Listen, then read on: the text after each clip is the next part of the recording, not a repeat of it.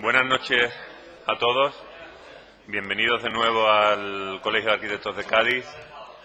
Vamos a continuar con esta sesión de hoy, una actividad continua que arrancó el mes pasado y que es lo que hemos denominado Ciclo Ultramar, un conjunto de conferencias que intentan, en primer lugar, y lo recuerdo, me gusta siempre recordarlo, servir de preludio a la Bienal de Arquitectura Iberoamericana que se celebrará en esta ciudad en octubre de 2012 y, en segunda instancia, pretende esta actividad comenzar a establecer reflexiones de ida y vuelta en torno a la arquitectura y el urbanismo de nuestra ciudad y los lazos que pueda tener con territorios iberoamericanos. La sesión de hoy corre a cargo de un buen conocido, colegiado nuestro, una persona muy vinculada además a este colegio y querido por todos nosotros, como es Juan Jiménez Mata.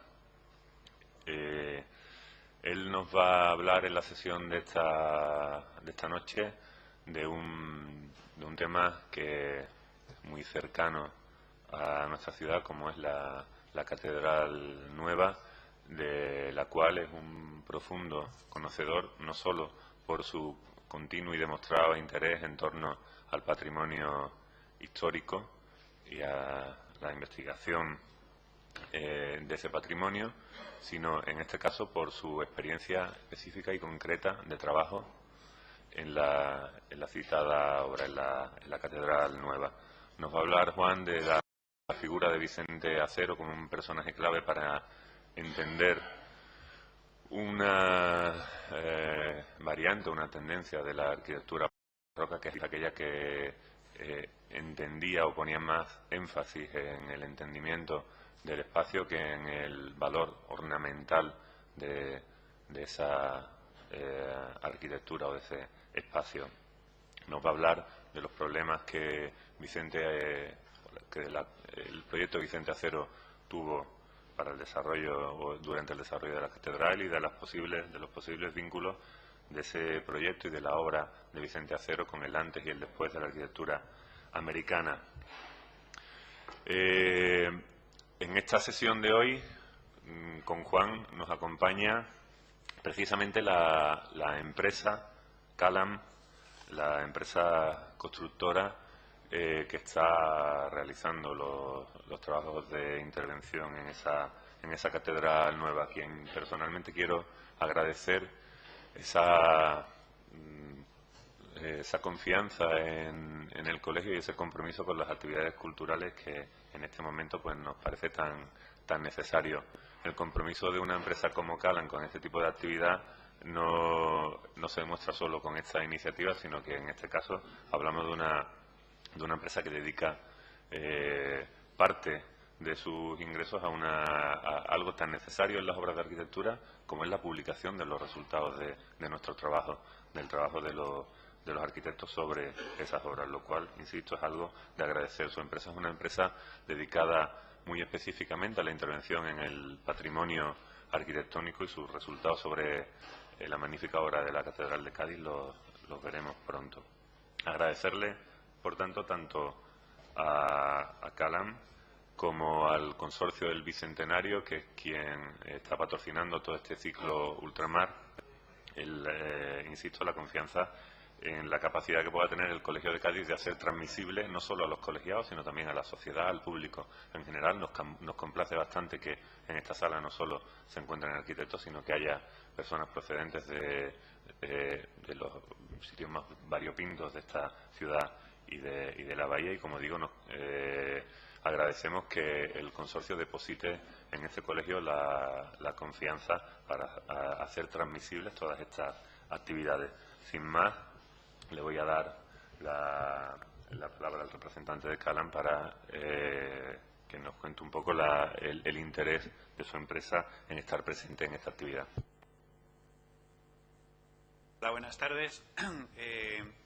Yo también quería agradecer en nombre de Ramón Mayo, mi director, y de la empresa, pues esta invitación que nos ha hecho el colegio, y a Juan Jiménez Mata, a quien hemos conocido cuando tuvimos la adjudicación de la obra en la Catedral de Cádiz. Y bueno, pues es una muestra de cómo el tema del patrimonio y las constructoras pues no siempre es una cosa meramente comercial, sino que hay empresas como la nuestra que con un equipo propio, con una serie de profesionales de distintos campos, pues pueden acometer este tipo de obras. Nuestra empresa es una empresa que sobre todo se dedica a la rehabilitación en Madrid, tanto de zonas de barriada como de edificios singulares, como el Banco de España o el edificio Metrópolis, muchos edificios de los de la Gran Vía, de los de fachada ornamentada, y luego fuera de Madrid solemos hacer este tipo de obras de patrimonio. Hemos trabajado en la Catedral de Almería, en la Catedral de Sigüenza, hemos estado 10 años haciendo 3 fases del plan director, y sobre esto hemos publicado un libro con los resultados y la historia del trabajo. Hemos trabajado también en la Catedral de Cuenca, en la Catedral de Santiago de Compostela, y lo cierto está que en todas las catedrales y en todas las obras de patrimonio que hemos trabajado siempre hemos encontrado arquitectos que precisamente jamás buscan lo que es el beneficio en la obra, sino el amor al monumento y el amor a su conservación. En ese sentido, es un trabajo muy agradecido, yo soy restaurador, trabajar con gente que ama el patrimonio y que lo cuida. Y siempre hemos encontrado pues arquitectos enamorados de la obra en la que están trabajando. Y eso es una forma muy bonita de trabajar. Luego después, pues la rentabilidad de las obras de patrimonio en este momento es otra cosa aparte, porque hay un momento de crisis y hay una competencia feroz, y en la que esperamos que las empresas que nos llevamos dedicando mucho tiempo, la empresa Calan lleva 25 años en este tipo de obras de rehabilitación y tiene las clasificaciones de restauración de bienes muebles y bienes inmuebles, y esperemos que, bueno, que entre todo este marasmo, las empresas que nos hemos dedicado durante tanto tiempo a este tipo de obras, pues sigamos teniendo el trabajo y la confianza que nos ha depositado, sobre todo por la Administración pública, tanto juntas autonómicas como el Gobierno central, el Ministerio de Cultura, en este caso en la Catedral de Cádiz. Y bueno, confiamos que el trabajo de la Catedral, también dirigido, pues complazca a todos los ciudadanos de Cádiz y que sea una obra bonita para todos.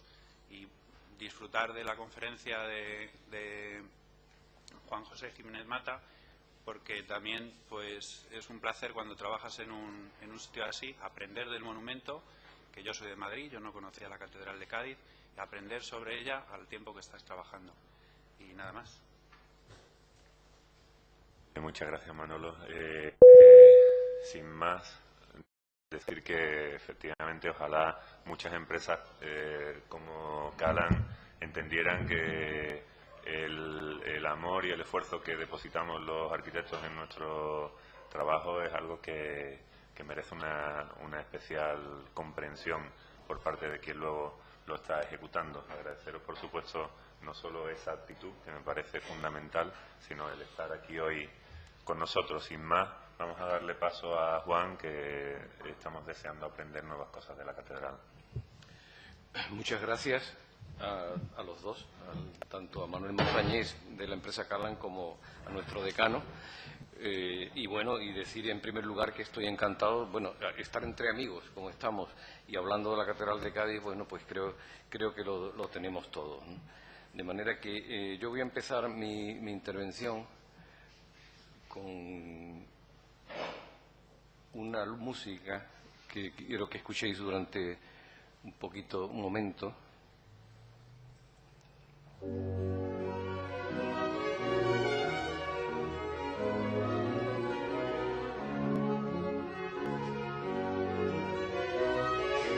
Es una cantata de Juan Sebastián Bach, que se compone el mismo año que se empieza a construir la Catedral de Cádiz, 1723, y es el coro final de cada una de las partes, de las dos partes de la cantata. Y quiero llamar la atención sobre la estructura de esta música.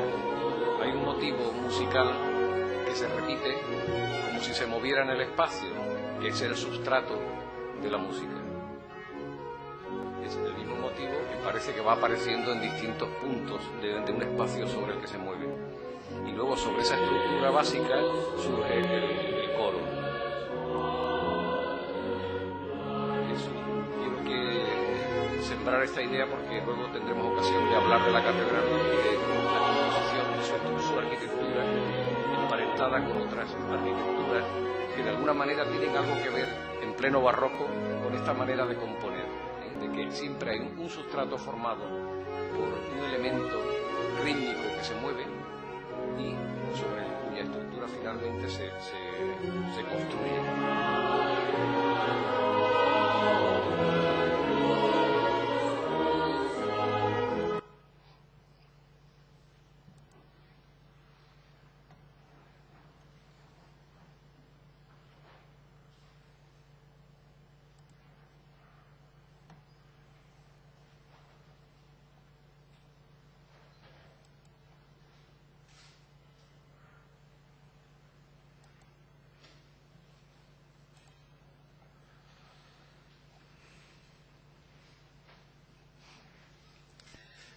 Nuestro controvertido arquitecto Vicente Acero.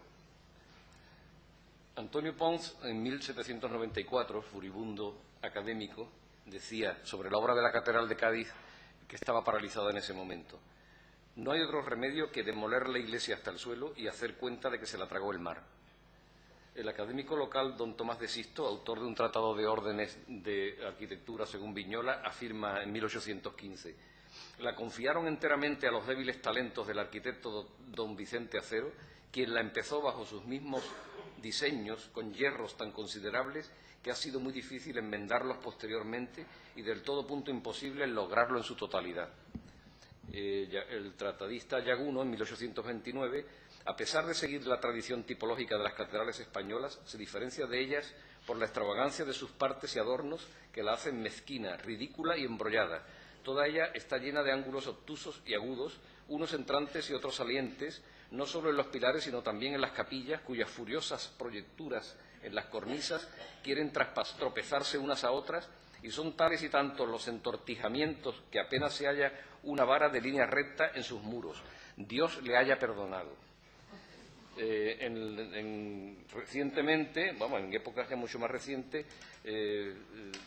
Chueca, por ejemplo, dice que la arquitectura de Acero se encamina de nuevo hacia el clasicismo después del barroco. Kubler la vincula con el plateresco. Antonio Bonet destaca su goticismo. Otto Schubert y Bárbara von Gesser le atribuyen ideas churriguerescas. En definitiva, nadie sabe finalmente qué hacía Vicente Acero con su arquitectura y con el edificio de la Catedral de Cádiz. De una manera, en fin, totalmente modesta, yo intento entender la obra y a su autor desde la propia materialidad de la arquitectura, es decir, de los planos, de su geometría, así como a partir de un documento muy importante que Acero dejó escrito al defenderse de los furibundos ataques que sufrió por parte de sus detractores. Tras estos ataques se adivinan los rechazos, más que a las razones constructivas que en el mismo se señalan, los rechazos directos a la arquitectura heterodoxa que produjo en aquel momento. La catedral es hoy un testimonio de cómo las ideas se plasman en piedra a lo largo del tiempo, cómo lo que hoy se entiende como la idea que hoy se tiene sobre los monumentos, sobre esos elementos terminados y finalizados y perfectos y que en absoluto se deben de tocar, esa idea es contraria a la realidad. Porque la arquitectura siempre ha sido una continua transformación.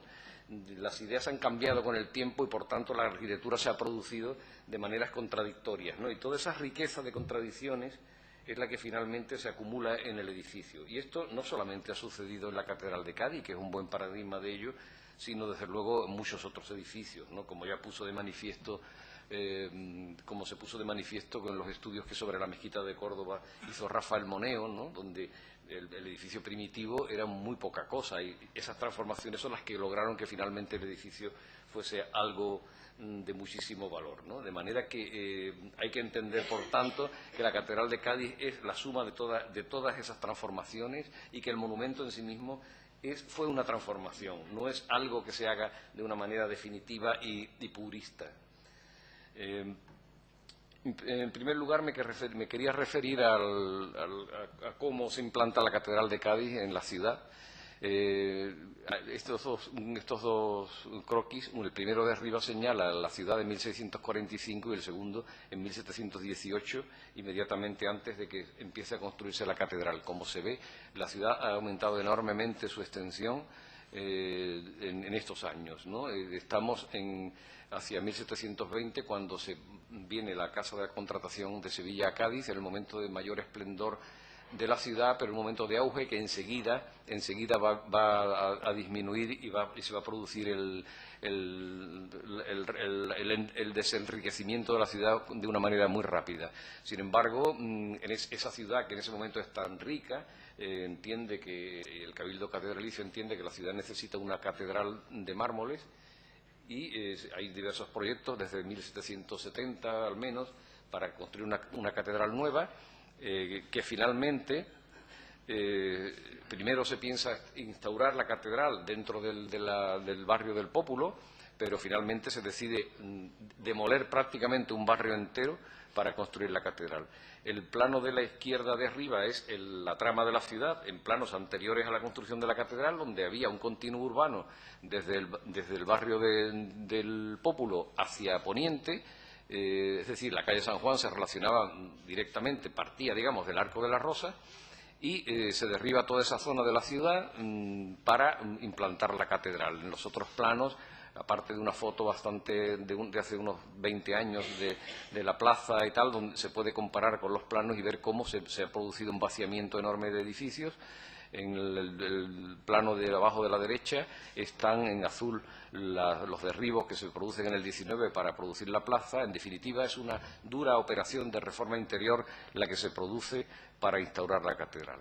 El plano de la izquierda de abajo es un plano militar muy interesante, de la ingeniería militar, donde se señala el centro de la cripta de la catedral como punto de partida, como replanteo, digamos, del comienzo de la edificación.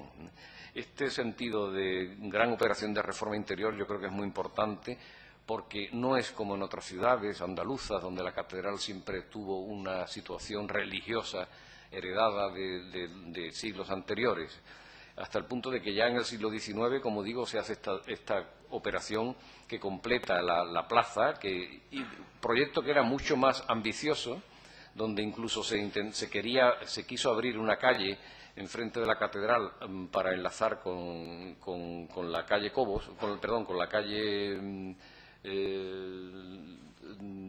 fin, justo cortando la manzana de donde estaban los jesuitas.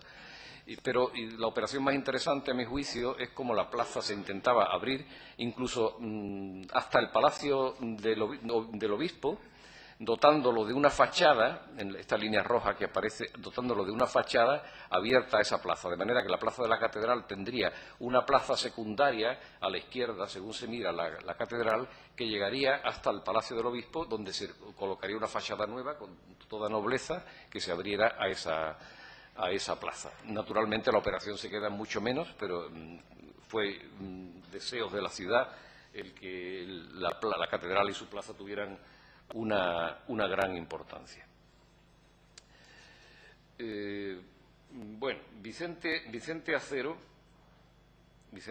y Arevo es natural de Cantabria, de Cabárceno, y nace alrededor de 1680.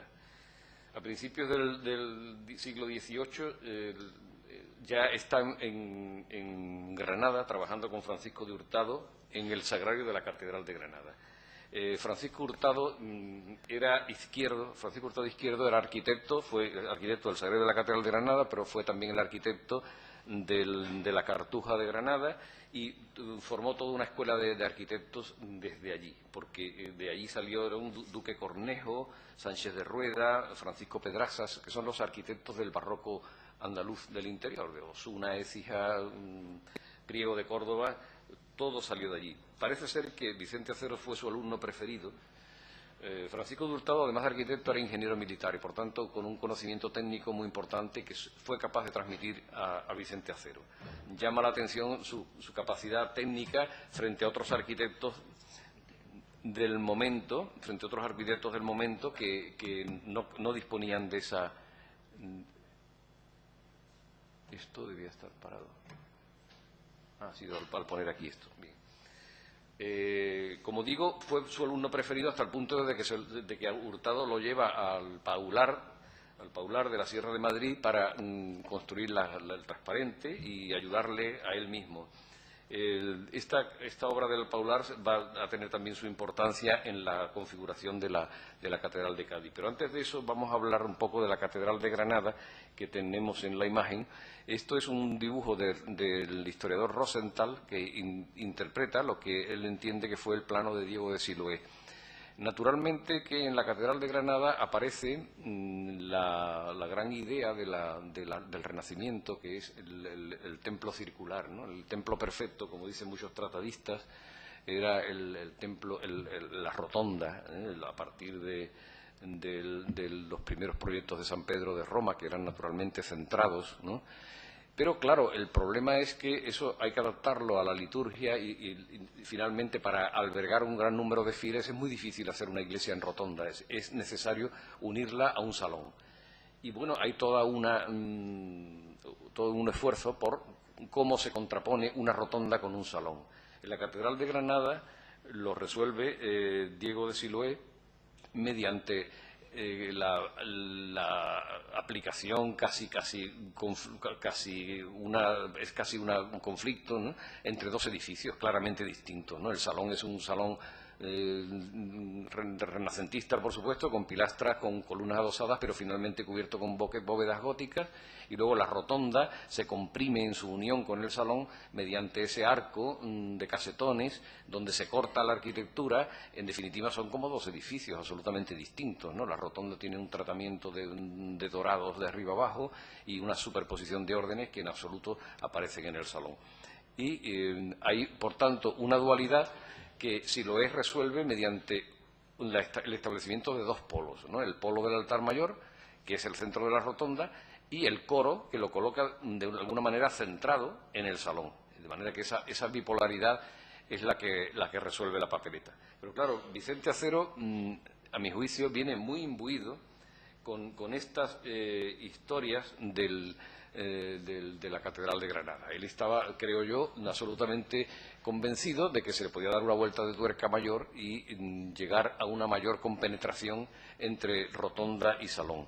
La planta del Paular, donde él trabaja con Hurtado, en el transparente, como se ve, hay también un espacio, el espacio detrás del transparente, donde es un espacio centrado con una serie de capillas absidiales alrededor, que de alguna manera responden también a esta preocupación por el espacio centrado y que también va a tener que ver en cómo se piensa la planta de la Catedral de Cádiz. Esta es la planta de Vicente Acero de la Catedral de Cádiz. A la derecha es el plano original, encontrado no hace muchos años y restaurado. Una vez restaurado presenta ese aspecto. Y felizmente tenemos ese calco a la izquierda que hizo el arquitecto Gutiérrez Moreno en la Catedral de Cádiz en los años 20 del pasado siglo y que, en fin, representa la catedral de alguna forma tal como luego se construyó en cuanto a la planta, con el anexo de un sagrario adosado y el esbozo de toda una serie de dependencias laterales, en fin, que luego se quedaron en mucho menos. Pero hay que fijarse en esta planta como todas las capillas, todas las naves laterales, la nave lateral y la girola se cubrían con bóvedas de arista. Porque Acero vuelve al gótico, lo mismo que volvieron muchos barrocos de última hora, por supuesto Guarino Guarini, y no por una cuestión de estilo, de imitación de estilo, sino simplemente porque con los conocimientos técnicos que tenían sabían que las bóvedas y los arcos apuntados empujaban mucho menos y funcionaban mucho mejor que otro tipo de soluciones del Renacimiento, ¿no? De manera que tenemos la planta de Vicente Acero. Para mí la planta se gesta de esta manera, pensando en un espacio circular primero, pero como hay que contraponerlo al salón, ¿qué es lo que hace Acero? Acero inventa una pilastra fundamental que es un cilindro, es una columna muy gruesa, con 4 columnas adosadas de orden, o sea, 4 columnas con su orden, y esa pilastra es tan versátil que la puede desplazar a lo largo de la planta adaptándola a cada situación, de manera que la pilastra forma el salón principal, pero cuando se va a cruzar el salón principal con la nave principal, con la nave del crucero, aparece la pilastra de 6 columnas, es decir, añade 2 en uno de los lados. Estas columnas siempre están puestas, como se ve, al bies respecto a la columna, porque van a recibir los arcos góticos que van a cerrar las bóvedas. Incluso la misma pilastra le sirve, es el tercer caso, para triangulizar la forma, ¿no? Cuando llega a la rotonda tiene que triangulizar para dar la vuelta a la girola, y con la misma pilastra, simplemente quitando una de las columnas, resuelve lo mismo. De manera que ese elemento versátil, que según en qué lugar de la planta se mueva, tiene que adoptar las propiedades que en ese punto necesita el edificio, es, a mi juicio, un invento extraordinario, ¿no? Que desde luego viene de la arquitectura italiana de Borromini y de Guarino Guarini, ¿no? O sea que eso, sin duda alguna, lo había visto, lo había aprendido en Italia. Bueno, y de alguna forma, yo no sé muy bien por qué será, pero parece ser que la música barroca también se basaba un poco en este tipo de estructuras, ¿no? Repetitivas, rítmicas, dinámicas, y que en cada momento se adaptaban a la situación de cada punto, ¿no? Aquí está lo mismo, un poco ya delineado, donde aparecen las pilastras en sus distintas posiciones, en sus distintas formas según la posición que van a adoptar, y un poco las dimensiones de... En este caso, naturalmente que Acero también consigue la doble centralidad.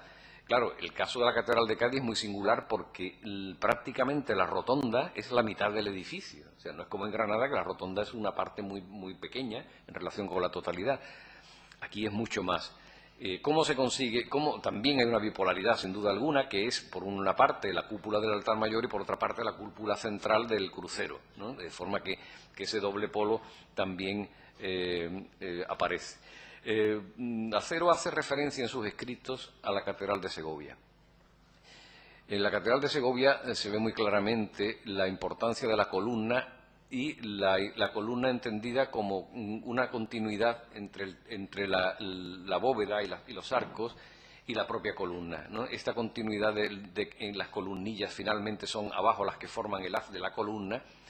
Él se refiere desde luego a esto cuando habla de que la proporción de sus pilares van a ser suficientes. A él le critican porque no van a poder soportar la gravedad, el peso de las cúpulas, y él sostiene que en el caso de la Catedral de Segovia está muy clara que la proporción entre el ancho de la columna y su altura no tiene que ser la que dicen sus detractores, sino que puede ser mucho más esbelta, ¿no? De manera que esta vuelta al gótico, este entendimiento del gótico, no como una vuelta de los estilos, sino porque la arquitectura en el momento de este último barroco lo que hace es resumir y asumir toda la historia, ¿no? De una manera mucho más integradora.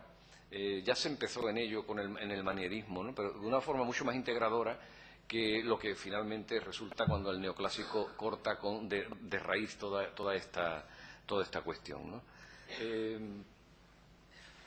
El gran protagonismo de la columna, ¿no? La huida de la columna sale del muro y empieza a tener todo su protagonismo. Esto es lo que pasa en la Catedral de Cádiz, pero también había pasado ya en otros muchos sitios, ¿no?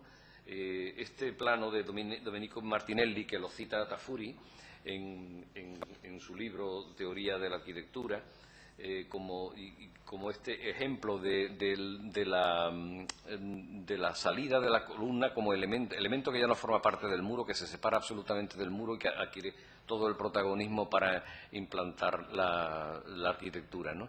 Pues aquí lo tenemos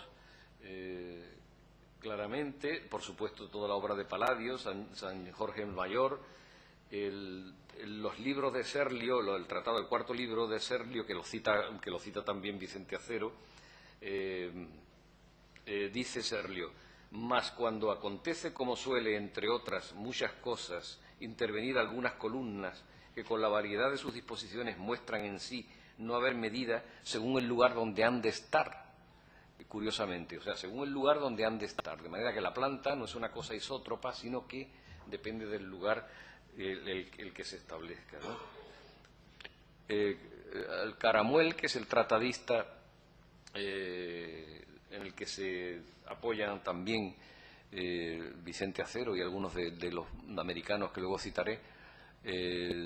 Caramuel dice algo muy simple. Él critica la columnata de Bernini de Roma porque no entiende que las columnas puedan ser todas circulares en una planta que es ovalada, ¿no? La columna se debe adaptar a la oblicuidad de su colocación, ¿no? Y eso es lo que expresa el grabado este de la izquierda.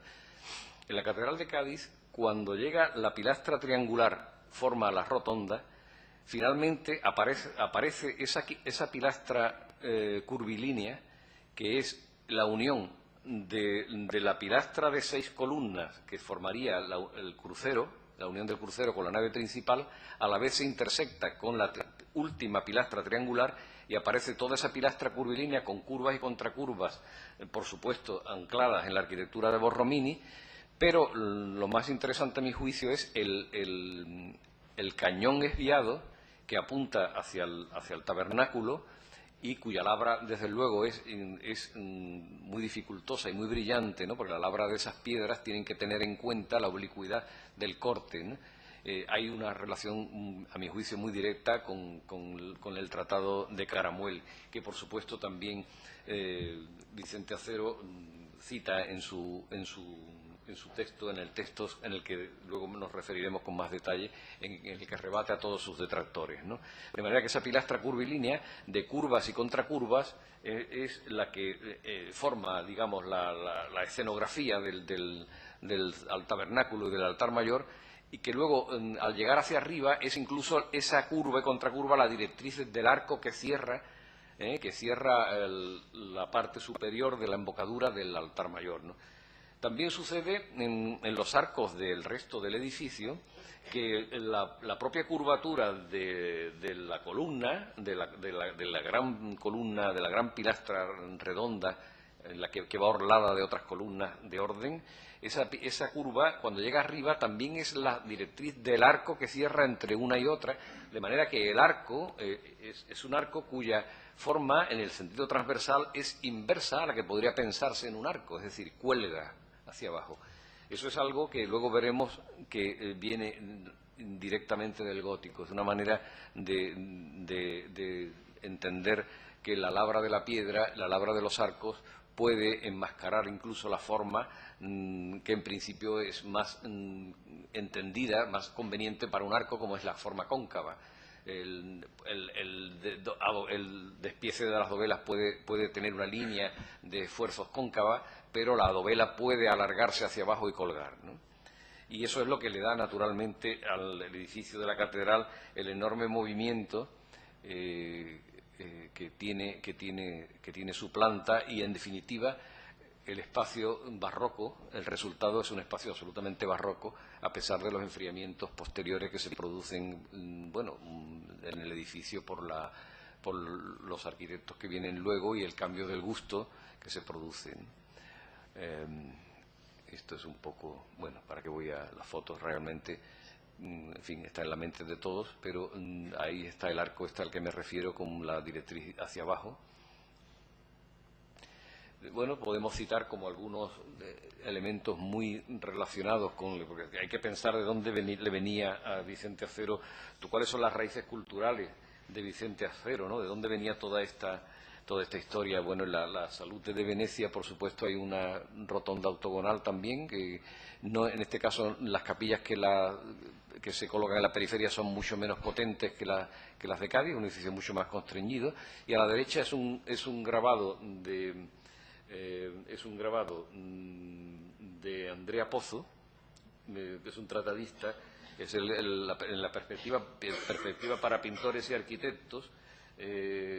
Andrea Pozzo es fundamentalmente tratadista, aunque trabaja en 1681 con Carlos Rainaldi y hace algunos edificios también con esta historia de darle todo el protagonismo a las columnas, separadas totalmente de los muros, ¿no? Andrea Pozzo, naturalmente, también era un hereje para los tratadistas. Milicia, por ejemplo, dice de Andrea Pozzo: quien quiera ser arquitecto al revés, arquitecto a la Rovesia, debe estudiar el Tratado de Pozzo, ¿no? De manera que, claro, es que toda esta arquitectura que empieza en Borromini, que se contrapone con Bernini, ¿no? Es un poco, muchas veces se dice esto simplificando bastante, pero sí, en cierto modo, Bernini lo que hacía era, entendía la arquitectura como una representación de las cosas, ¿no?, con un sistema de representación, y Borromini, en cambio, lo que le interesa es la experiencia del espacio, ¿no?, y entendía, más bien ponía al hombre en el centro para que el hombre experimentase en el espacio, ¿no? Y esta arquitectura heterodoxa del último barroco es la que le hizo, se ha hablado, se ha escrito sobre ella, por ejemplo, Argan, el historiador de arte, con un libro muy importante escrito en los años 60, que es el concepto moderno del espacio desde el barroco hasta nuestros días. Él dice que, claro, el concepto moderno del espacio empieza en ellos, ¿no?, porque es ese sentido sensible y dinámico del espacio el que les interesó, ¿no?, que eso se corta en el neoclásico y que hasta el siglo XX no se recupera. Andrea Pozzo, por ejemplo, de Andrea Pozzo es esta obra en la iglesia de los jesuitas de Viena. Lo de la izquierda es un trampantojo, un tomperleil, ¿no?, que es sobre una bóveda prácticamente de cañón, con bóvedas vaídas muy rebajadas. Aparece ese dibujo que recuerda el del tratado que anteriormente hemos visto, donde da toda esa perspectiva hacia arriba, esa perspectiva aérea, que de alguna manera tiene grandes recuerdos para nosotros con la Catedral de Cádiz, ¿no? Y el tabernáculo de la derecha, donde ya no hay, la columna naturalmente se ha liberado totalmente de sus ataduras, y la columna es la que forma la arquitectura, ¿no? Siguiendo con el proyecto de Vicente Acero, el alzado de Vicente Acero, de la fachada principal de Vicente Acero, ha sido un tema muy controvertido por lo siguiente. No se sabía nada de ella, de esta fachada, hasta hace 15 años, en que aparece Delfín Rodríguez, el historiador, encuentra en la Biblioteca Nacional una carpeta con dibujos, y aparece este dibujo de la izquierda, aparece a la mitad de ese dibujo. Esto es una composición fotográfica, aparece una mitad cortada por el eje, es un dibujo de pequeño tamaño, junto con una serie de dibujos de Alonso Cano, de Montano, el retablista, tratadista también de arquitectura, y aparece este dibujo de Vicente Acero. Entonces Delfín dice que esta es la fachada, pero ya anteriormente se sabía que esta no era la fachada. René Taylor, en el año 74, publica un artículo en la Revista Española de Arte sobre la fachada de Vicente Acero. Él había visto este mismo dibujo en una fotografía que existía en el archivo de Regiones Devastadas, y él decía que esta no podía ser la fachada porque no era coherente con la sección que sí se conserva y que ahora veremos, ¿no? Bueno, esto no es más que el dibujo de acero y una delineación del mismo para que se vea en línea simple lo que realmente quería decir, ¿no? Pero claro, la sección de acero es esta de la izquierda. En la fachada lo que hay es una especie de hornacina, de edículo, que se cierra arriba en un cuarto de esfera, o mejor dicho, en un cuarto de esfera, que recuerda de alguna forma la fachada de la Catedral de Granada, naturalmente que Acero venía de Granada también, ¿no? René Taylor dice que la fachada tenía que ser otra, y él hace una hipótesis de fachada que casualmente se publica en la revista de arte, como digo, la revista española de arte, pero que esa fachada, ese dibujo no aparece. O sea, esa lámina 4 a la que René Taylor se refiere no aparece en ningún sitio. Vamos, aquí en el museo hay un ejemplar de esa revista, no está, pero la Biblioteca Nacional no está tampoco. O sea, que en la publicación se perdió esa lámina y no se sabe qué entendió René Taylor por la fachada que Vicente Acero pudo dibujar, y que desde luego no era la del croquis que Delfín encuentra, sino que era otra cosa. Entonces, ahí a la derecha tienen lo que yo supongo, la hipótesis mía, sobre lo que pudo ser la fachada que Vicente Acero dibujó, donde aparece en el centro la hornacina o el edículo con planta semicircular hacia adentro, en coherencia con la sección que sí sabemos. En esta sección llama la atención la cúpula de doble hoja, que sus detractores dijeron que eso era una locura en Cádiz. Leonardo de Figueroa llega a proponerle que haga una bóveda vaída porque los vientos de Cádiz y tal, ¿no? Y bueno, él se defiende de todo eso con muchísimo ardor. y llega incluso a hacer un ensayo de una de las columnas que construye para demostrar que sí va a poder con la gravedad que le va a proponer, ¿no? Bien, me voy a referir ahora a lo que serían, lo que a mi juicio pudieron ser las raíces culturales de Vicente Acero. ¿De dónde viene toda esta historia de la rotonda, del salón, el grabado de la izquierda, que es un grabado de Piranesi, es el mausoleo de Santa Constanza y San Pedro, que es un antiguo edificio romano, reutilizado como mausoleo luego en la primera época cristiana y demás. Como veis, en la arquitectura romana existía naturalmente una fascinación por el edificio circular, ¿no? Bueno, para qué decir el Panteón, del que tanto se admira Vicente Acero cuando está en Roma en su viaje y que luego relata en sus escritos, ¿no? La iglesia, claro, la iglesia de San Pedro de Roma, los primeros proyectos son absolutamente centrados, ¿no? Como es este primero. Y, sin embargo, ya hay naturalmente una directriz, porque por lo menos tiene que haber una entrada, no puede haber cuatro, ¿no? Y ya, por tanto, aparece una directriz en un sentido, en uno de los lados, ¿no? Pero luego, posteriormente, todo el problema va a ser cómo ampliar esa directriz, ¿no? A la derecha hay unos dibujos de Peruzzi que Serlio, por supuesto, cita y Acero lo lee en los tratados de Serlio, ¿no? Los dibujos del Petruccio, como le llamaba Serlio, ¿no? Donde, como veis, se rompe la rotundidad del edificio circular y aparece ya una directriz para enganchar con una basílica, en definitiva. O sea, al fin y al cabo era contraponer la basílica o apretar la basílica contra la rotonda. Y este dibujo de la izquierda, que también es de Peruzzi, es un estudio de organismos, le llama organismos pulsantes, donde hay uno que forma el centro, pero luego hay una serie de pulsaciones, que esto podría entenderse que se puede estar moviendo, aumentando y disminuyendo de tamaño, de diámetro cada uno de ellos, para adaptarse a las situaciones y a las necesidades en cada punto de la planta, ¿no? De manera que aquí parece ser que fue donde bebió Vicente Acero, desde luego, a través de Serlio. Por otra parte, este tema del entender que es el espacio el que tiene que ocupar el proyectista y no la ornamentación, dice Nicolás Peusner en sus esquemas de la arquitectura europea: el hombre ya no pretende alcanzar en la Iglesia una meta trascendental solamente, sino disfrutar de la belleza que le rodea y de la gloriosa sensación de ser el centro de esa belleza, ¿no? Del compromiso del espacio central mediante coronas periféricas, sigue diciendo Tafuri, de coronas periféricas de núcleos espaciales independientes y alternativos, típicos de los dibujos de Leonardo y Peruzzi, tomará origen toda una corriente de la arquitectura, ¿no? Dibujos de Leonardo a la izquierda, con esas coronas también de espacios alrededor de un espacio central más importante.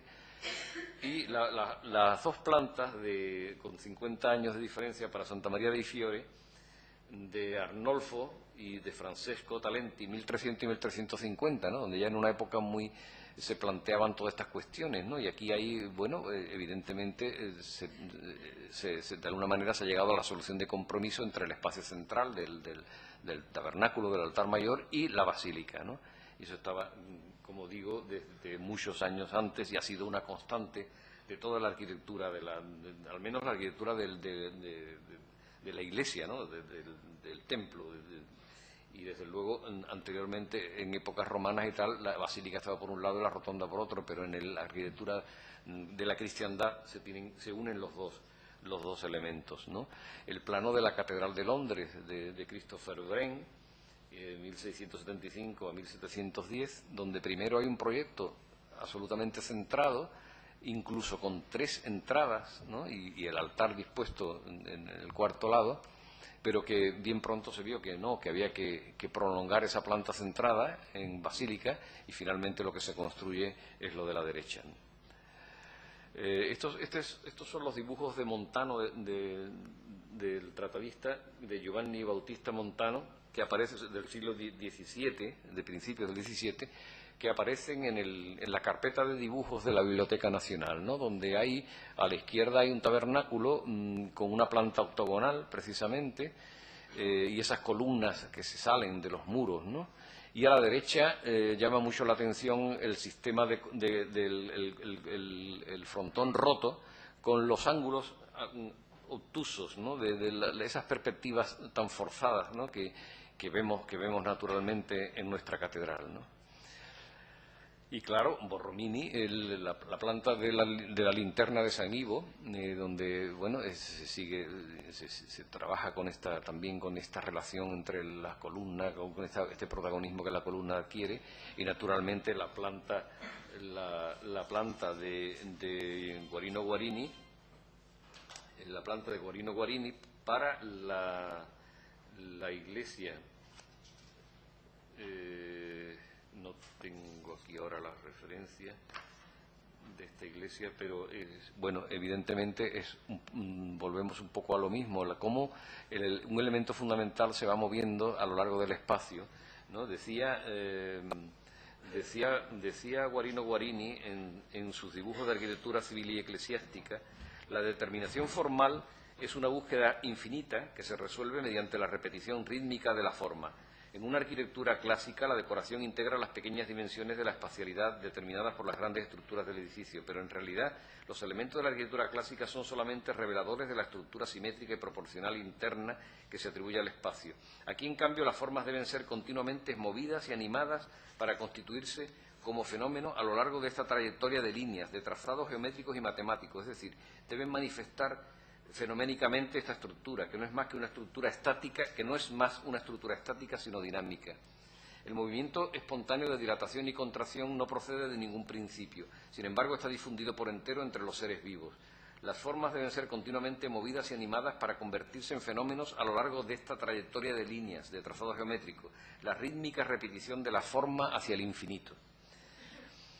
El tratadista Norbert Schulz, en su arquitectura tardo-barroca, relaciona estas cuestiones con la filosofía de Leibniz, que mientras que Descartes y Spinoza operaban con entidades simples y estáticas, Leibniz introdujo un nuevo pluralismo dinámico. Sus mónadas son centros vivos de energía y el mundo está constituido por infinidad de tales mónadas. Todas son diferentes, pero interactúan y sufren un proceso continuo de transición de un estado a otro. Bien. Este dibujo de Paolo Portoghesi, de los años 50, creo, del siglo XX, es la interpretación de la fachada de San Carlino de Borromini, donde todas estas ideas de interacción y dinámicas, todos estos dibujos se pueden imaginar perfectamente en movimiento, ¿no? Bueno, el Acero termina.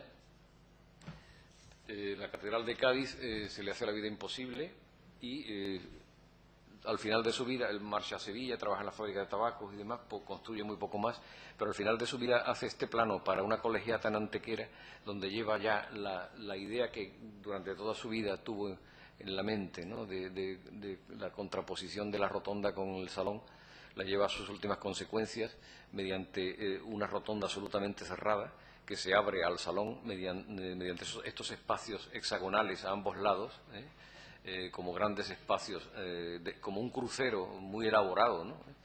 Que parece podría haber sido un edificio bellísimo, ¿no? si se hubiera construido.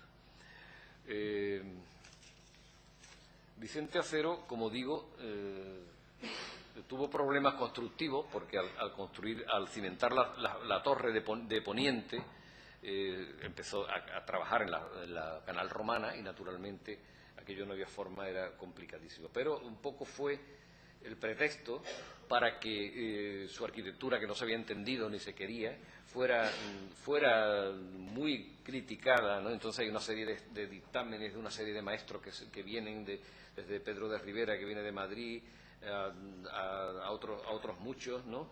Y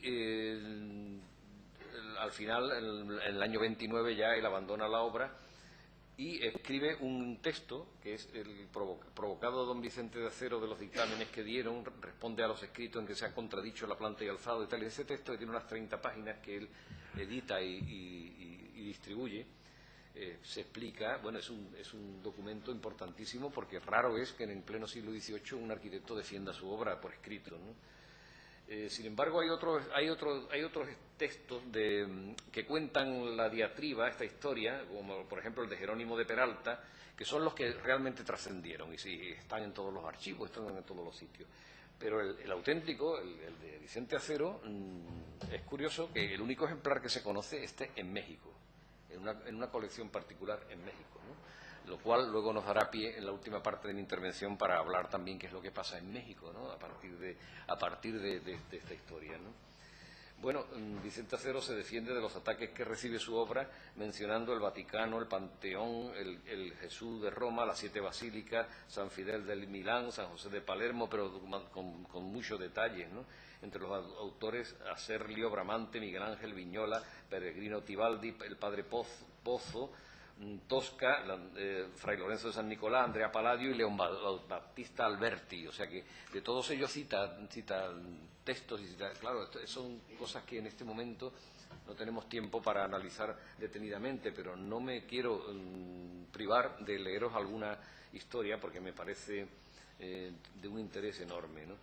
Aparte de las cuestiones puramente constructivas que le critican, pero bueno, algunas cosas tan absurdas como decir que no ha enlazado las pilastras, las bases de la cimentación, que no las ha enlazado. Entonces él dice con mucha poesía que lo que la naturaleza ha hecho el hombre no lo puede mejorar o algo así, ¿no? Porque, claro, como está sobre roca, pues la propia roca es la que enlaza la cimentación, ¿no?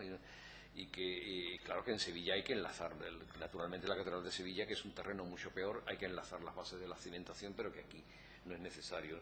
Pero la gran cuestión es la crítica de la arquitectura directa. Hay una cuestión fundamental que se le dice que no se pueden poner dos órdenes de arquitectura superpuestos en la nave mayor de una catedral. Eso es contrario a la práctica antigua y moderna de la cual son pruebas las basílicas de Roma. Y entonces él a esto responde con toda clase de argumentos, ¿no?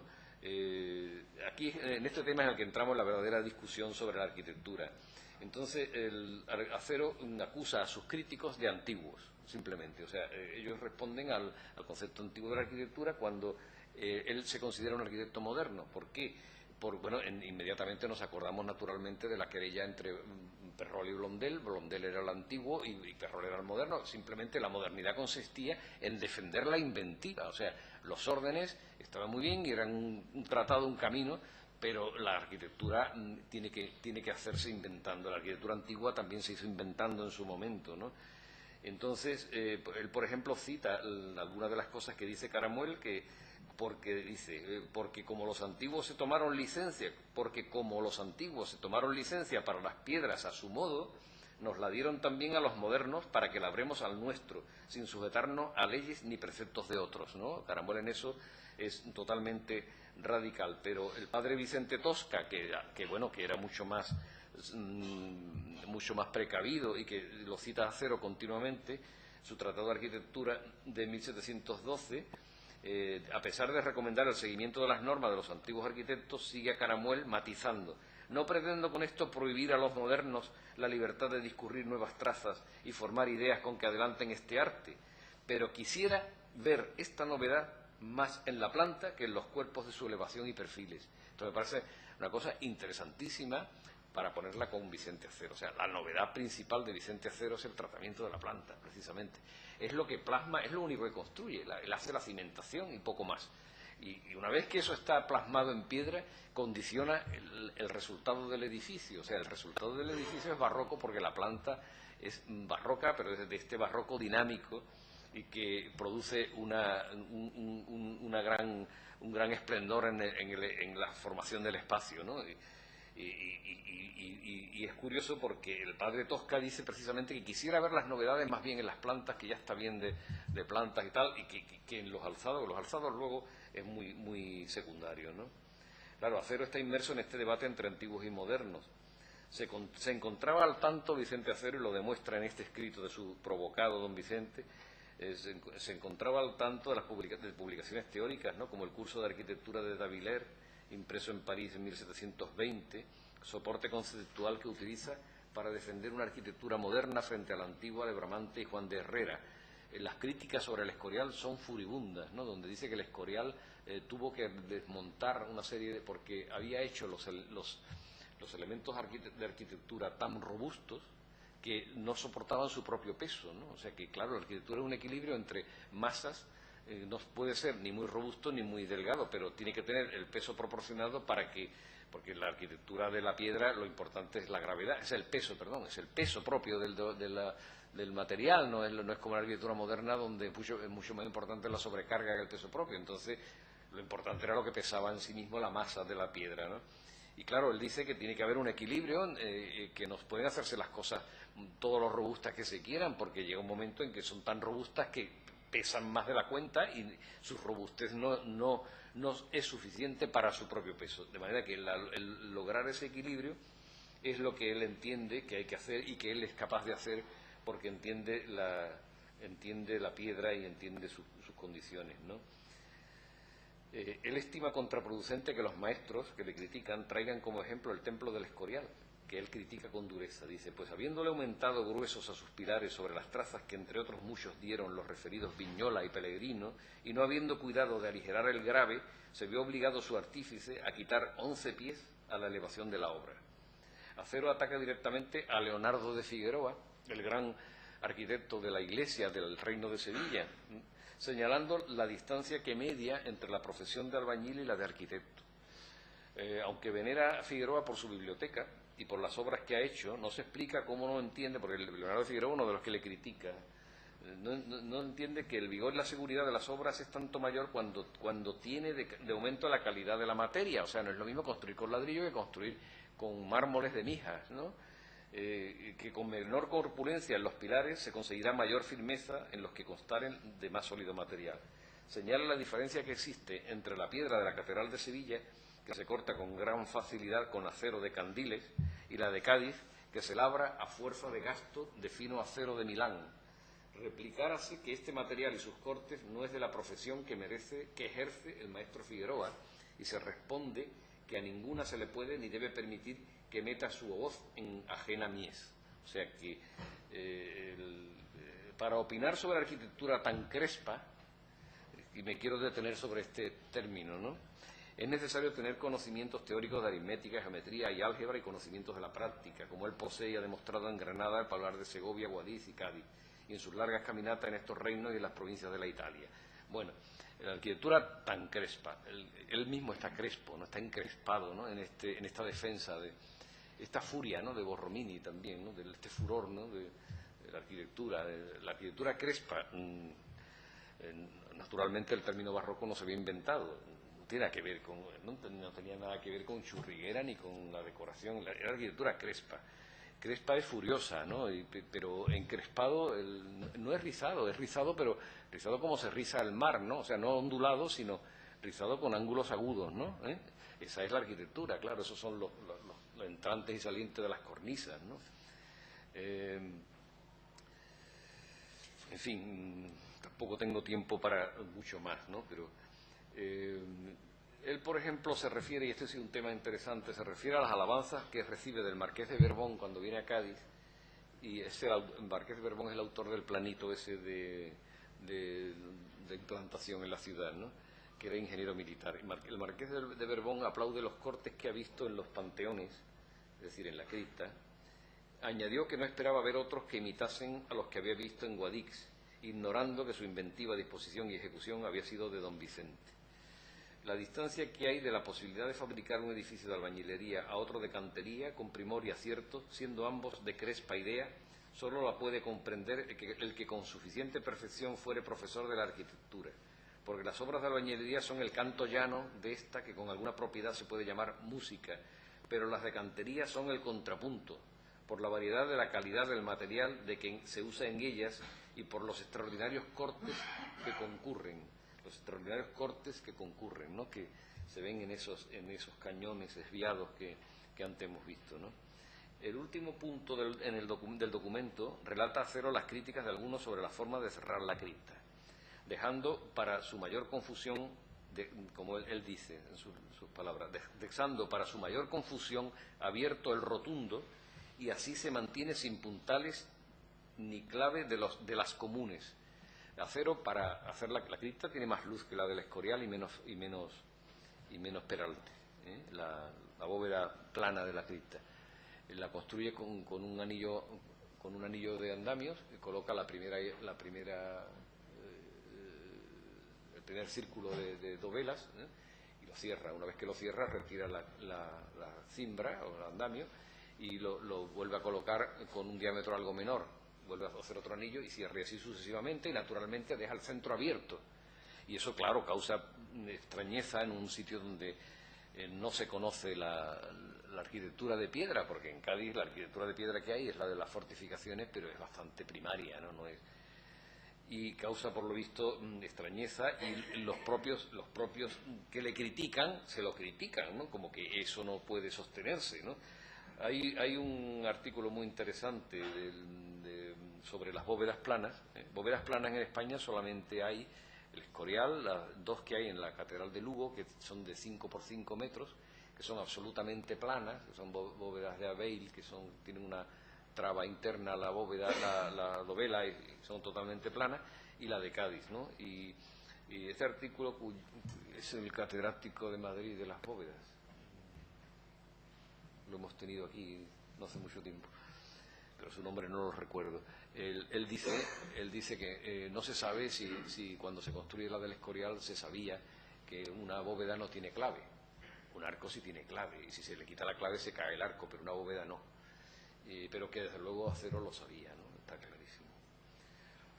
Claro, lo sabía porque leía, por ejemplo, el Tratado de Fray Lorenzo del San Nicolás, ¿no? Que tampoco es de unos 50 años antes que Acero, ¿no?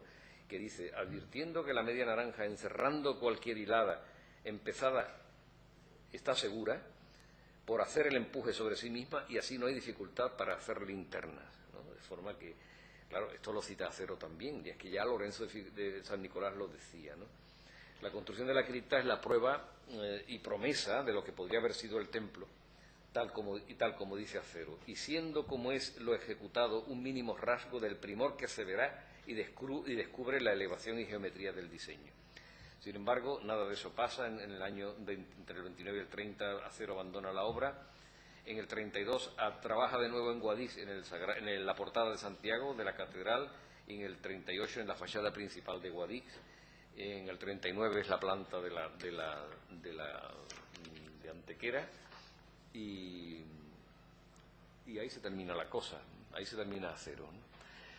Bueno, la catedral, no me voy a detener muy poco ya sobre lo que pasa después de Acero, porque no es el tema de hoy tampoco, pero en fin, el plano atribuido a Gaspar Cayón por unos y a Pedro Rivera por otros, donde la catedral se completa con todas las dependencias auxiliares y tal, pero en fin, nada de eso se hace. Los planos de Torcuato Cayón, que es el arquitecto, donde, como se ve, ya hay una disminución enorme de la altura de las torres, de las bóvedas, de la cúpula de Acero. Esta fachada además tiene ya un gusto como francés, como de otro barroco antiguo, ¿no? Como dice Carlo Argan, las ovejas volvieron al redil, ¿no? O sea que el barroco volvió, ese barroco de París, de los inválidos, todas las torres llenas de estatuas por ahí arriba, nada que ver con la arquitectura, más con la ornamentación, ¿no? La sección de Cayón, un poco el resultado de toda esa parte superior de la catedral, responde más a este. Y un tema interesante del proyecto de Cayón es que surge la cuestión del entrebovedado de las girolas y de las naves laterales, que en el proyecto de Acero desde luego no existía, y que es una forma de compromiso constructivo para adecuar el edificio a las nuevas alturas, ¿no? Estos son los planos que hace Machuca cuando viene a Cádiz por orden del rey hacia 1790, a poner orden en esto que se había llevado los caudales de América y que no se había podido terminar de construir. Hace un levantamiento de cómo estaba la fachada en ese momento y dibuja una fachada para su terminación y las torres. La fachada y las torres se construyen así, pero la cúpula luego es mucho menos, ¿no? Y llega a proponer un pórtico corintio para tapar la fealdad del barroco, ¿no? Ahí tenemos un poco. Lo que pasa es que no sé cómo vamos de tiempo, es un poco la vicisitud de la historia de la construcción de la catedral, ¿no? De manera que en 1730, cuando Acero se acaba de ir de la obra, lo que hay construido es lo que aparece en la primera viñeta de la izquierda arriba, donde está hecha la cripta, con esa forma radial tan interesante, ¿no? Está construida y hay como 2 metros de altura de edificio construidos por igual, o sea que se arranca de todo por igual. Luego en 1745 es la segunda viñeta de arriba a la izquierda, donde ya se ha construido la Capilla de las Reliquias, ya por Torcuato Cayón, la Capilla de las Reliquias y la parte de la girola que va delante de la misma. Capilla de las Reliquias que se aprecia perfectamente una mayor riqueza en la labra de la piedra, precisamente por la mejor calidad de la piedra y el momento en que se construye, en un momento todavía de mucho apogeo económico en la ciudad. En 1760 es la siguiente, donde ya se ha cubierto el altar mayor, se ha hecho la rotonda y se ha cubierto el altar mayor, donde hasta aquí de alguna manera ya se han seguido directamente, desde luego, los planos de Cayón, pero la planta siempre se ha seguido rigurosamente, no se ha modificado absolutamente nada de la planta de Vicente Acero, ¿no? En el 75 ya se ha llegado al nivel del segundo cuerpo de toda la catedral, y en el 90 se ha cubierto parcialmente la catedral con la mayor parte de la nave principal, pero queda, por supuesto, todo el tambor y la cúpula. La catedral se para la obra en el 92 porque el rey exime ya del pago del cuartillo a los comerciantes y se lleva 40 años sin cerrar, cayendo todas las inclemencias del tiempo dentro. La catedral en esos años se utiliza para usos muy poco nobles, ¿no? De almacenes, para trabajar las redes las redes de los barcos, en fin, que es una cosa. A mí hay una imagen que me impresiona mucho, que cuando matan al gobernador Solano en la calle, ¿no? por supuesto afrancesamiento, ¿no? Que estaba la flota francesa estaba en la bahía y se cree que el gobernador conviene con ellos, y entonces lo sacan a la calle, lo matan en la calle, la muchedumbre, ¿no? Un sacerdote recoge el cadáver y lo vela durante toda la noche en la catedral así abierta, ¿no? A la luz de la luna. Me parece una imagen sobrecogedora y absolutamente del romanticismo más fuerte, ¿no? En el año 20 sigue estando así, y en el año 32 se incendia la capilla de San Firmo y la catedral hay que acabarla a toda prisa. Juan Daura, arquitecto e ingeniero militar, es el acabado y con toda dignidad. Yo tengo que, siempre se dice que lo de Daura, que qué feo y tal. Yo creo que ya cuando estuvimos restaurando, tuvimos la suerte de restaurar la cúpula, nos dimos cuenta del gran valor que tiene la intervención de Daura, de un neoclásico de última hora ya muy emparentado con los franceses del momento, con Boulez y con Ledoux, y me parece de un enorme valor, ¿no? Y hasta el año 65 no se va a terminar la catedral, la segunda torre, la torre de Poniente, que es la que más tiempo tarda, ¿no? Y luego que eran obras de instalar el coro que se trae de la Cartuja de Sevilla, el tabernáculo, etcétera. Bien. Aquí en estos dibujos podéis apreciar la diferencia entre la catedral construida y la catedral proyectada por Acero, donde, en fin, la diferencia es enorme. A la derecha está la fachada que ahí se ha utilizado, es la del croquis, donde por eso veis esa veleta tan desproporcionada, ¿no? En fin, creo que es bastante ilustrativo, ¿no? Un poco el recorrido que hacen la cúpula. Las viñetas de arriba, la primera y la segunda, es la cúpula de Acero en alzado y sección. Luego viene la derecha, la cúpula de Cayón, y luego la de Machuca, ¿eh? Y luego en la fila de abajo, a la izquierda, tenemos la cúpula de Daura en alzado, planta y sección, y la torre de Acero. Luego viene la torre de Machuca, que debía estar en otro orden, pero bueno, viene la torre de Machuca, y luego a la derecha, en alzado y sección, las torres de Cayón, la torre de Cayón. De manera que, como veis, el proyecto de Acero es que era, bueno, de una envergadura impresionante, ¿no? Hubiera sido un edificio de una fuerza tremenda, ¿no? Y bueno, para terminar con esta primera parte y luego entrar rápidamente en los temas de América, pues nada, un recorrido por algunos de los levantamientos que hemos hecho en los últimos años de la catedral.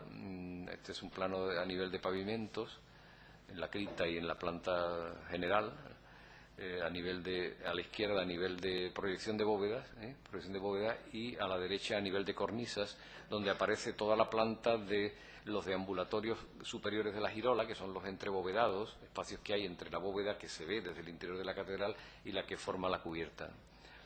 Los alzados, este otro alzado. Estos planos forman parte de una colección de más de 30 planos que vamos a publicar junto con una monografía sobre Vicente Acero, de lo cual lo que he dicho hoy es un pequeño resumen y que espero que antes de final de año se publique por la editorial de aquí de Cádiz.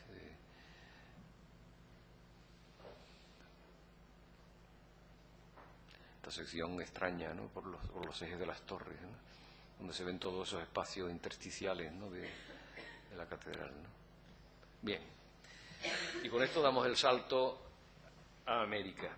Este grabado es de la construcción de la catedral de Antigua, hacia 1670.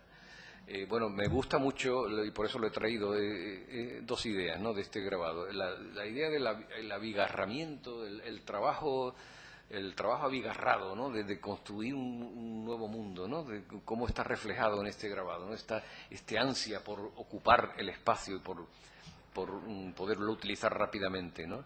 La catedral se hace como una superposición de células sin más preocupación. O sea, la arquitectura es una cosa isótropa, donde luego aparece alguna decoración en las fachadas, ¿no? Pero todas las catedrales de América son así, ¿no? Y para mí ha sido una sorpresa cuando empezó un poco a ver con más detalle esto, porque no hay, que yo sepa, ninguna catedral, todas las cabeceras son rectas siempre, ¿no? O sea, que las catedrales son plantas reticulares como las de las ciudades, ¿no?, como las de ciudades de fundación, ¿no? Ahí tenemos la Catedral de Concepción, la Catedral de Puebla, en pequeñito, pero luego en grande a la derecha, arriba, con una ampliación del pórtico delantero. Luego la Catedral de Buenos Aires, abajo, en el centro, sitios que están como de Cádiz a Moscú, ¿no?, de lejos unos de otros, ¿no?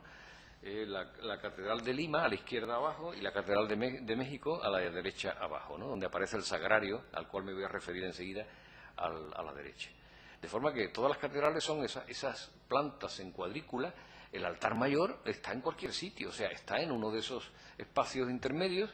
Solamente en la Catedral de México aparece tímidamente esa especie de ábside, pero llama mucho la atención. Yo no sé si es porque no hay una tradición gótica, pero desde luego, claro, Cádiz, la Catedral de Cádiz, Catedral de las Américas, bueno, será porque se pagó con dinero de América. Ahora, todas estas catedrales de América se construyeron en el 17. La Catedral de Cádiz se construyó con... La Catedral de La Habana sí que tiene relaciones, parece ser, directas con Cádiz, y ahora vamos a ver algunas fotos. Pero lo que sí es cierto es que hay relaciones culturales importantísimas, ¿no? Por ejemplo, Lorenzo Rodríguez, natural de Guadix e hijo del maestro de obras durante muchos años de la Catedral de Guadix, nació en 1704, o sea que algo mayor que Acero. Trabaja en la Catedral de Cádiz con Vicente Acero. Lorenzo Rodríguez era carpintero, retablista, pero trabaja no sé muy bien, todos los historiadores dicen que trabaja en la Catedral de Cádiz. Yo no, habría que meterse en los archivos para averiguar qué hacía exactamente en la Catedral de Cádiz. No sé si hacía esas cimbras de las criptas, me imagino, ¿no?, porque otra cosa. Y se le conoce en cualquier caso, como discípulo de Vicente Acero, ¿no? Llega a América en 1731, o sea que Vicente Acero acaba de marcharse de la obra de la catedral, Lorenzo Rodríguez se va a América. Y curiosamente, el único ejemplar que se conoce del texto de Vicente Acero, del Provocado, está en México, ¿no? O sea que se lo llevó Lorenzo Rodríguez de Cádiz, ¿no? O sea que yo no puedo pensar otra cosa, porque probablemente aquí hubo un interés enorme en hacerlo desaparecer, ¿no? Porque, sin embargo, aparecían los otros escritos que, desde un punto de vista oficialista de la Iglesia, trataba de explicar lo que había pasado, pero que no en ningún caso entraba en las profundidades que entra el texto de Acero, ¿no? Bueno, llega a América en 1731 y en ese momento en México hay supongo que iría por esto, el arzobispo de México era Bizarrón, que era gaditano, y le encarga el sagrario de la catedral. Y Vicente Acero hace el sagrario de la catedral reproduciendo exactamente la planta de la catedral de Granada, del sagrario de la catedral de Granada. Luego ahí tenemos una línea que viene desde Italia, por supuesto, que está en Granada con la Escuela de Arquitectura de Hurtado, y que pasa por Cádiz y que llega a América, ¿no? Lorenzo Rodríguez también está en Sevilla, aprende en Sevilla la técnica del retablo con Jerónimo Balbás, y se dedica, claro, para él la arquitectura, cuando le encargan la arquitectura era esto, o sea, era una planta ya entendida y una planta ya consagrada, de sagrario, levantar los muros y luego aplicar un retablo en cada fachada, ¿no? O sea que, de alguna manera, era una vuelta al concepto decorativo del barroco, ¿no? Un retablo de estípites, ¿no?, como es este, que, en fin, en las iglesias de Cádiz se pueden encontrar elementos muy parecidos, ¿no? El interior sí que tiene un interesante espacio, ¿no?, pero que es copiar un modelo, no tiene una gran innovación, ¿no? Hace también esta capilla, la capilla de Valvanera, donde quizás la técnica del retablo llega. Yo pido disculpas porque algunas reproducciones están bajadas de internet, ya podéis imaginar cómo van, ¿no? De alguna manera es también, es quizás uno de los retablos de piedra en fachada mejor hechos y más interesantes que hace en México, ¿no?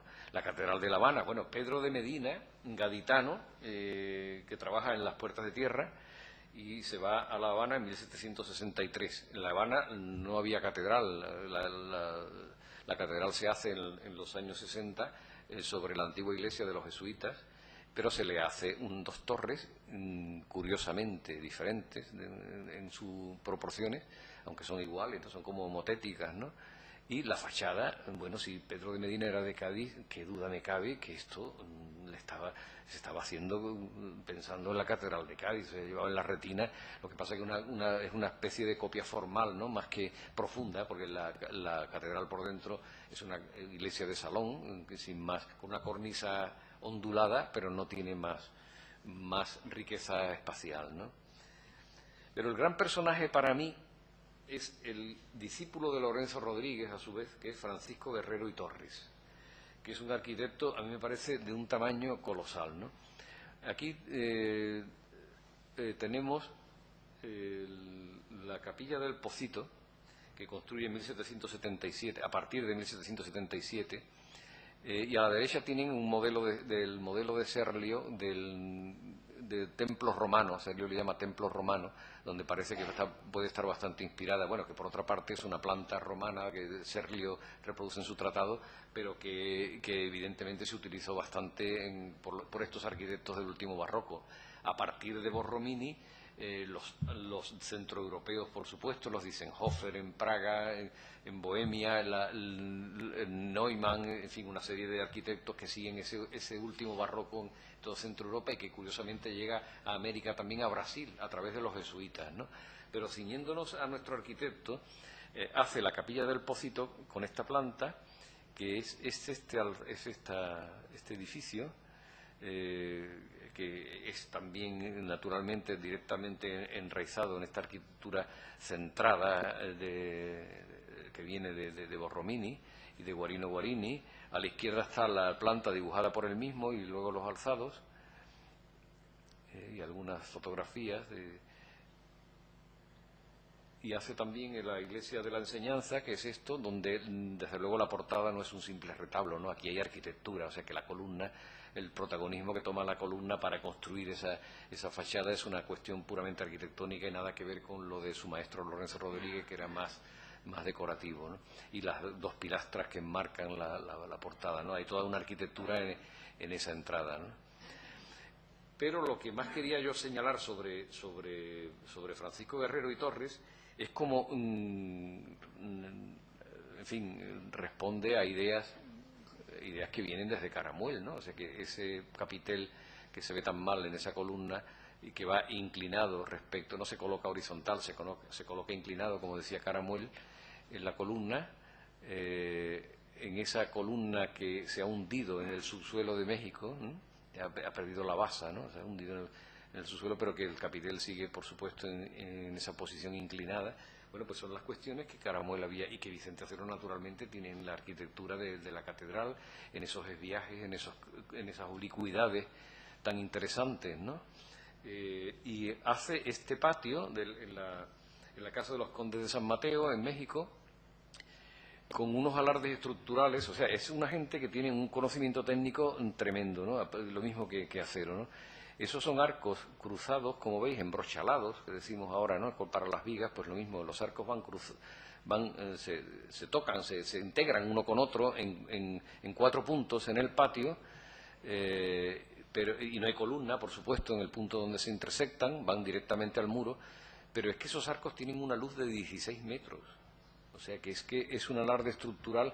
Por otra parte, es algo muy, muy del gótico también, ¿no? Porque, por ejemplo, bueno, este es el patio, me parece una arquitectura por otra parte, muy moderna, ¿no? O sea, que esto, a pesar de que a lo mejor esté decorado, ese suelo brillante y tal, pero la arquitectura es de una potencia tremenda, ¿no? O sea, estos arquitectos en México siguieron haciendo el barroco hasta final del siglo XVIII con toda naturalidad. O sea, Francisco Guerrero y Torres, que era por otra parte un personaje muy importante porque era empresario de sus propias obras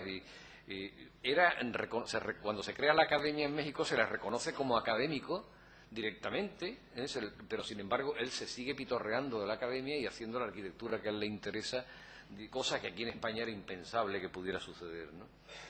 Y la Real Caja de Morelia, que es este patio que vemos a la izquierda, donde desaparece la columna de la esquina de la galería, o sea que veis que no hay columna, en la última arcada no hay columna. Como este tiene varios edificios, ¿no?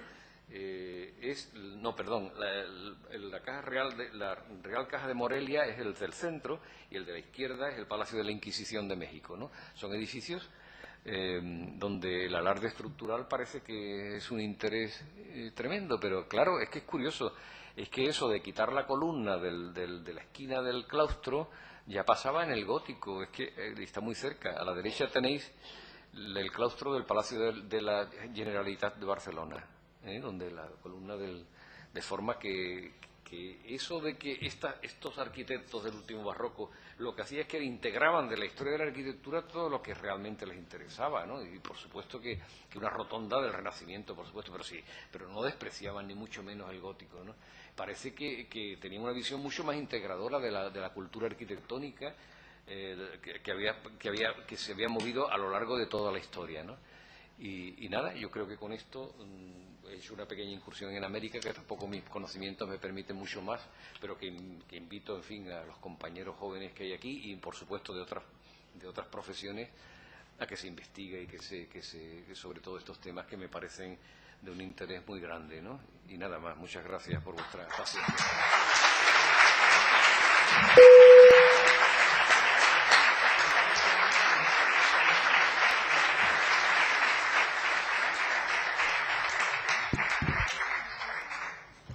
Simplemente quiero felicitar a Juan, agradecerle haber estado aquí con nosotros y felicitarle por esa capacidad notable de convertir su trabajo cotidiano en algo realmente transmisible y en una investigación que yo creo que contribuye notablemente a la historia de esta ciudad.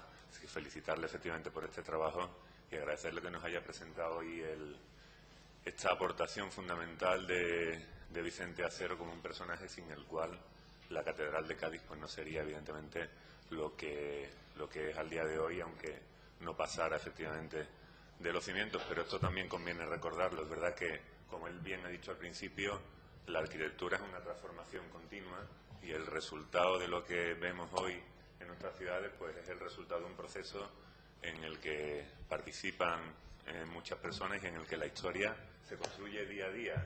Y por suerte, y eso también es importante decirlo ahora para acabar, el día de hoy en nuestra catedral pues está en sus manos, así que seguro que las transformaciones que se van a llevar a cabo en ella, aunque puedan ser aparentemente mínimas, pues también contribuirán a que nuestro monumento sea cada vez más un monumento del pasado y del presente.